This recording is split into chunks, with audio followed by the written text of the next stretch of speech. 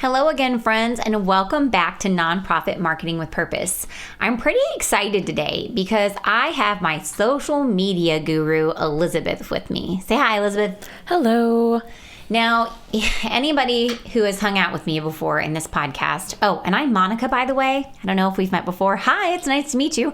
And if I have met you before, you've probably heard a little bit about my love-hate relationship with social media. It's kind of my frenemy, which is why it's so nice to have a friend, not a frenemy, in Elizabeth, because she can take care of all that awesomeness for me.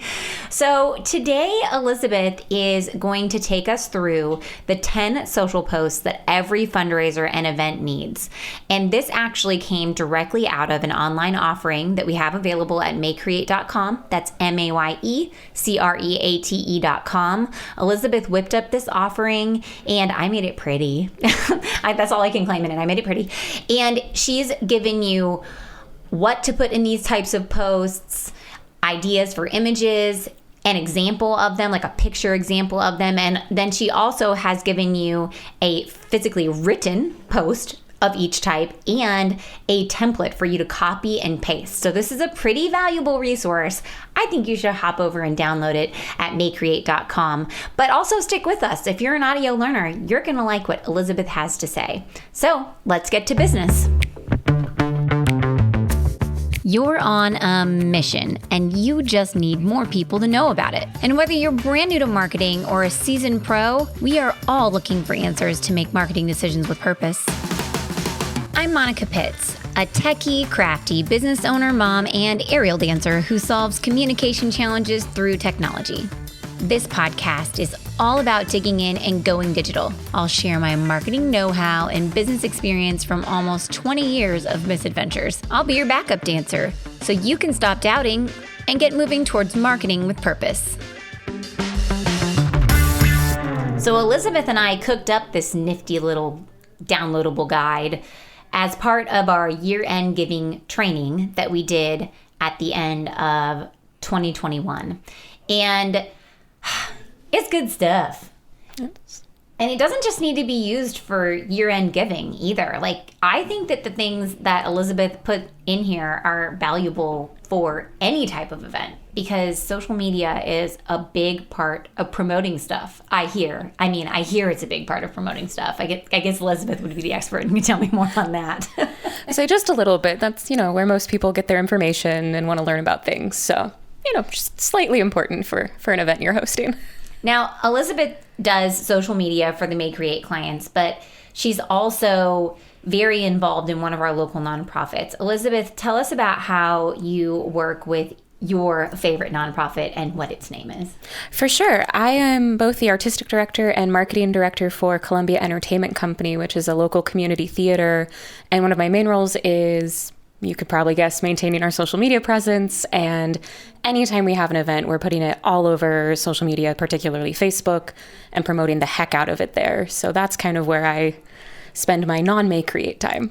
So Elizabeth knows a thing or two of event promotion because she's literally promoting events for a nonprofit that does events. That is its service to the community. I hear she can also sing and dance. I have some photo evidence that this is the case. Yeah, a little bit. Getting ready to start up some performances pretty soon, so looking forward to all of that getting started. Yay, no COVID. So let's start at the top. And Elizabeth has these in pretty much time order, really. Ooh, and in the offering, she also put a breakdown, like a weekly breakdown of how she would mix these up and put them into a promotion campaign. So I found that useful as I was helping plan the Como Gives promotion campaign. Okay, so start us at the top, Elizabeth. What is the first type of post? Well, you got to tell people when your event is. So the very, very first post you're going to want to do is a save the date. Pretty simple, pretty basic. You might not have ticket information yet. That's totally okay. Think of it like a save the date you'd send out for a wedding. You just want people to know it's coming up, it's happening, and get them excited for it.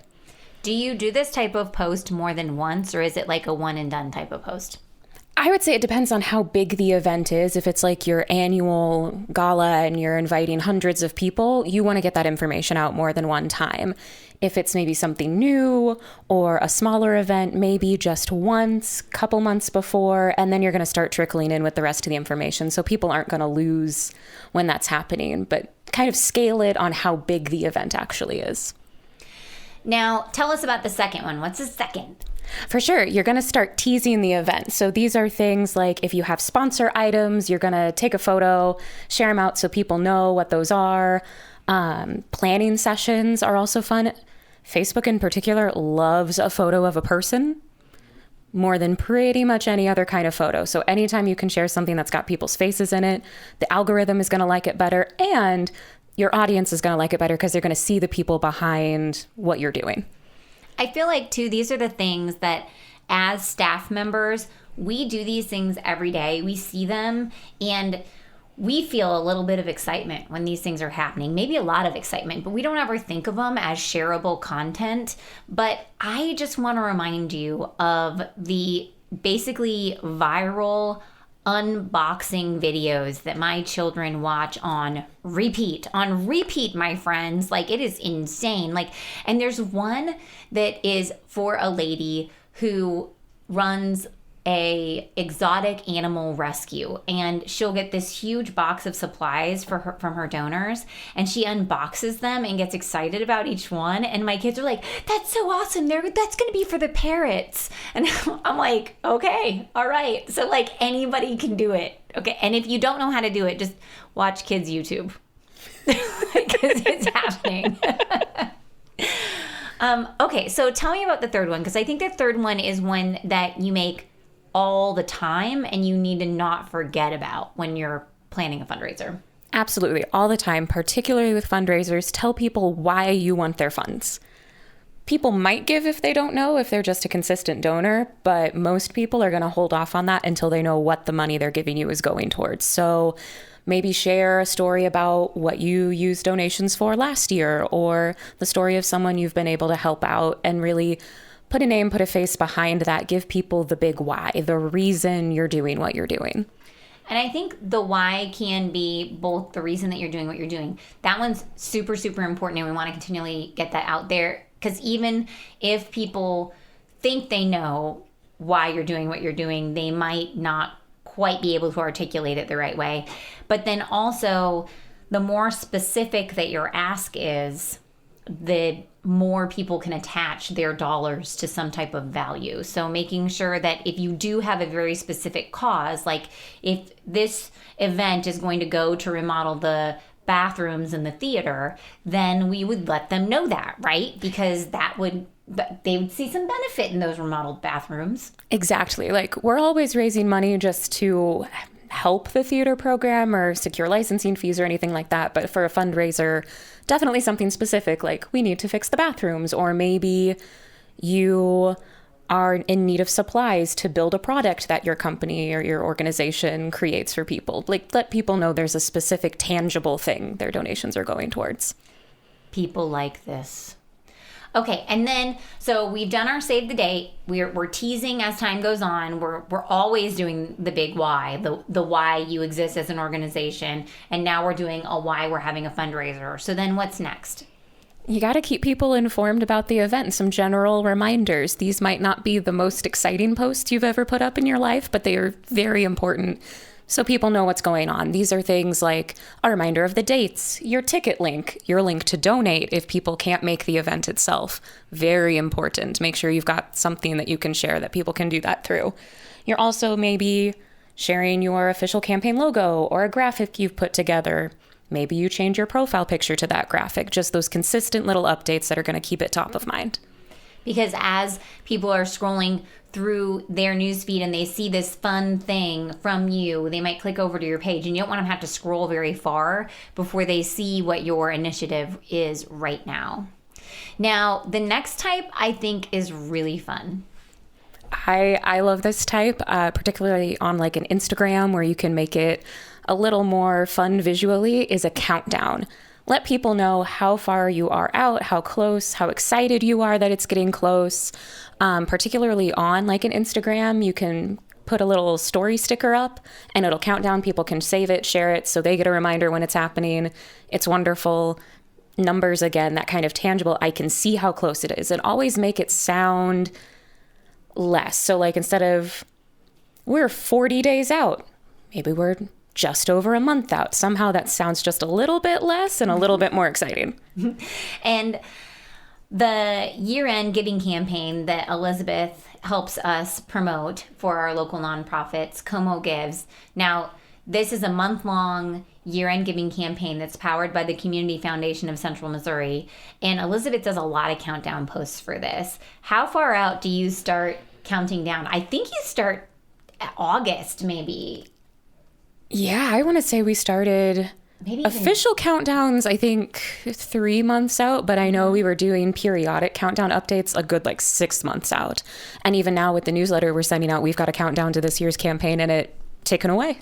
I love it. Every time that one of our past donors opens up the newsletter, they get at the bottom a ticker that just keeps ticking, and it keeps time based on when the campaign starts. So it's kind of fun because it's always this ever-changing element of the newsletter. It's the animated fun.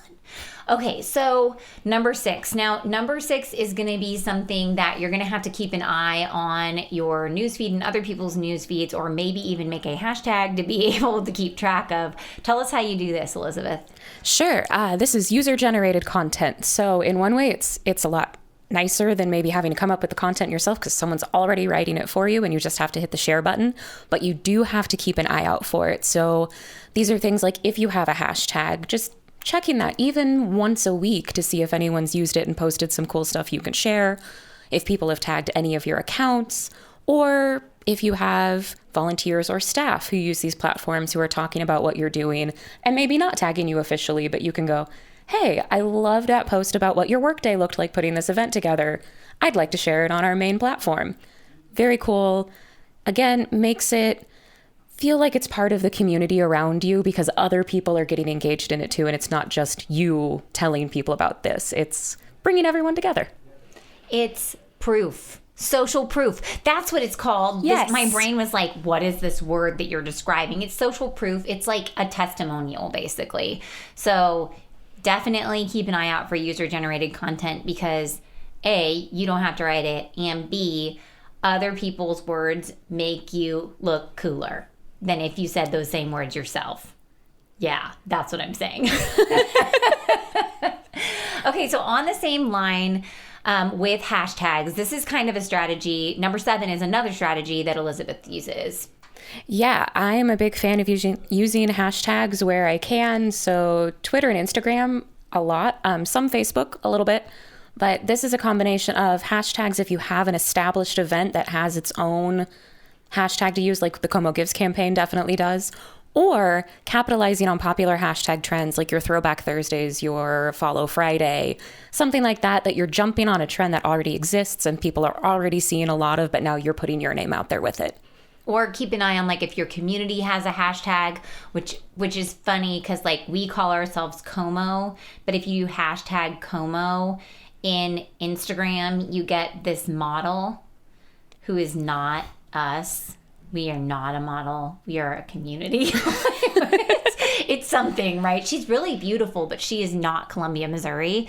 So if your community has a hashtag and you know that people are following it, you can piggyback on top of that and make sure that people find what it is, or maybe hashtag what you believe in or what you follow. So I hashtag aerialist, aerial hammock trick, Lyra, all these things, because I am basically a part-time circus performer.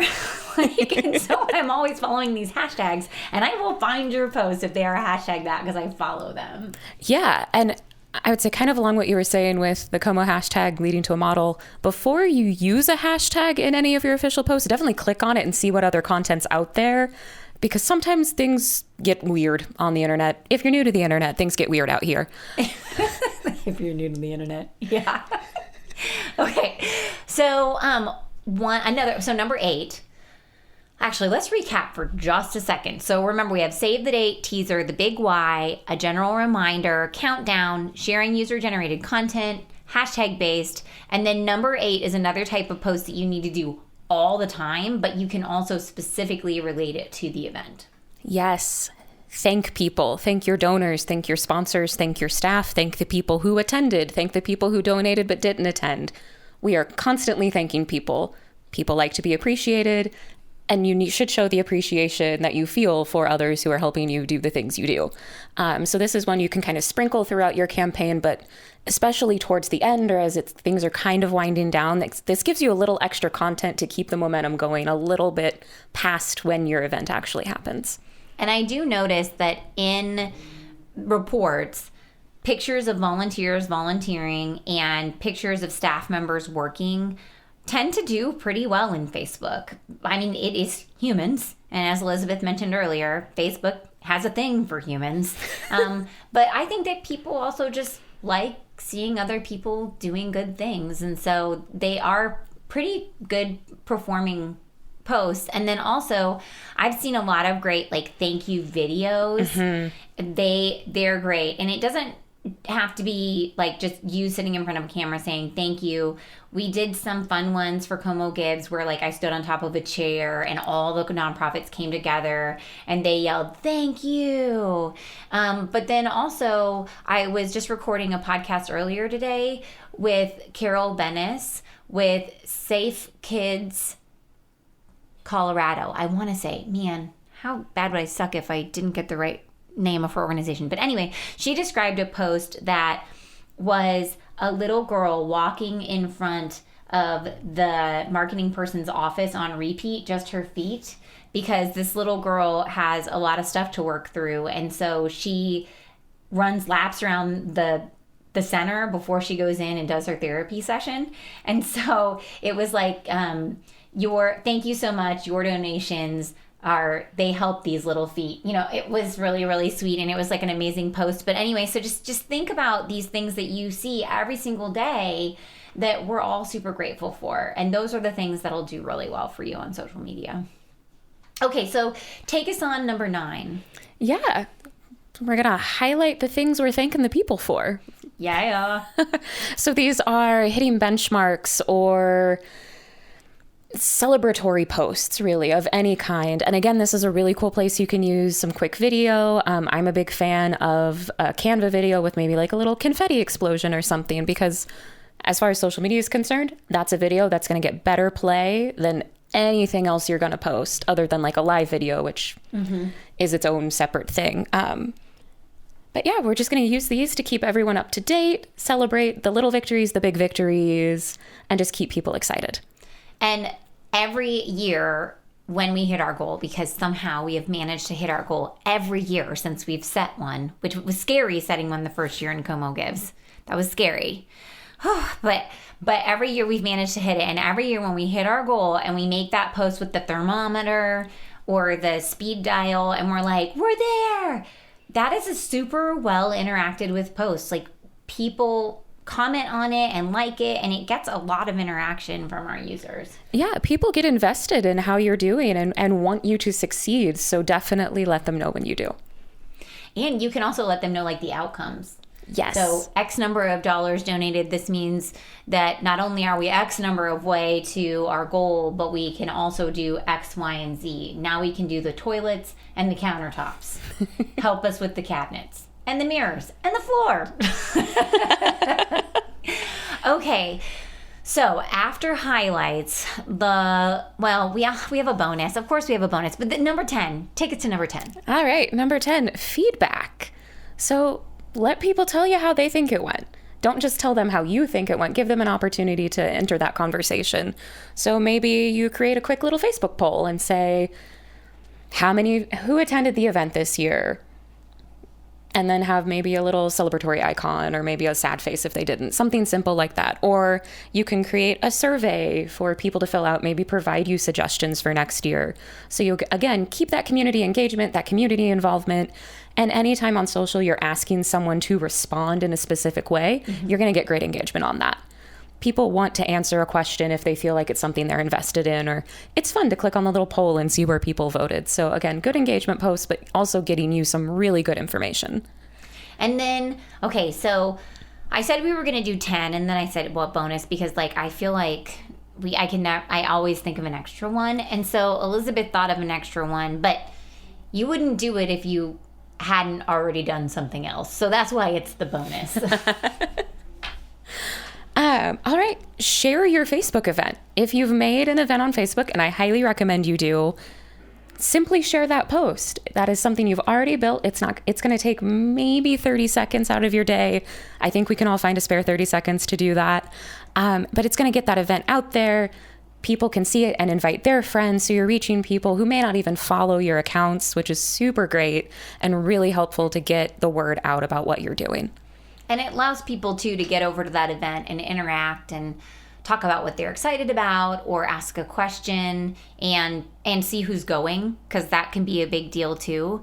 So Elizabeth, tell me about when you should or should not set up a Facebook event for your fundraiser or event. Sure. So almost every time I would recommend setting up a Facebook event. And just be careful. If it's an in-person event, make sure you have an address. If it's an online event, make sure you make that very clear to anyone who might be interested. We have definitely had online events for the theater where we forgot to mark that and people showed up at our building and wanted to know why no one was there. So keep an eye on that. Be super careful. Things that are annual and recurring are great candidates for a Facebook event because you can copy paste what you had done the year before, make your adjustments. If it's a month-long campaign, say like the Como Gives campaign, we don't necessarily set up a Facebook event for that because it's this big ongoing kind of ever-changing, fluctuating thing. Mm-hmm. So if your fundraiser or your event's more on that scale, maybe a Facebook event isn't the right thing for you, but there are plenty of other ways you can promote it. Yeah, so if you're having like a virtual lemonade stand and that's your fundraiser theme and it's going to go for however many weeks, you may not set up a Facebook event for it. But if you're having a virtual pancake breakfast and everybody is making pancakes on Saturday morning, this one morning, and that's what it is, then you would set up an event for that. Am I right? Yeah. And even with like the lemonade stand thing, if you have a official kickoff for the event, maybe do a Facebook event for that so people know this is when it starts. Maybe you're setting up a big kind of push for that first day. That could be a good way to kind of integrate the Facebook event for the bigger campaign itself. Okay, Elizabeth, any last thoughts, insights that you want to tell anybody about this whole social media promotion of events and fundraisers thing? I say it like I'm exhausted just because I'm like, no. Elizabeth and I work great together because I'm like, hey, Elizabeth, I made this thing on the website and I have these pretty graphics and here's this lovely downloadable thing and now you put them on all the stuff. And she's like, yes, I do. And then it happens, right? Exactly. That is almost exactly the process we follow. So any last words of advice you want to give our listeners? Sure. I would say if you get stuck on what to post, think about what makes you excited about what you're doing and share that. People will relate to that. They'll connect with that. So if you can't come up with anything, you're like, I know I need to put out a highlight today, but I don't know what to do. Just think for a moment, what makes you excited? What raises your spirits? What keeps you doing what you're doing? And roll with that. And every time that we have these conversations, I think to myself, oh man, last week XYZ happened and we really should have captured that and we didn't. So I'm not saying that I'm perfect either, but I definitely know that it is so much easier to do this stuff if you have a checklist, which is going to bring me back to that downloadable PDF guide. So friends, if you want to get example posts, copy and paste like recipes for these posts, if you want a checklist for each one, and you want to have an actual like calendar like setup of when you would do these, go to makecreate.com, MAYECREATE.com, and you can download this awesome thing. You would go underneath nonprofit and choose resources, and that's where it lives, is on that resources page. Yeah, so thank you so much for your time today. We really appreciate all your attention. And If you learned a thing or two, or if you maybe just love this podcast, you could go give us a review, because when you give us a review, it gives us an opportunity to meet more organizations just like yourself and do even more good in this world. So thank you so much in advance for that review. And until next time, go forth and market with purpose.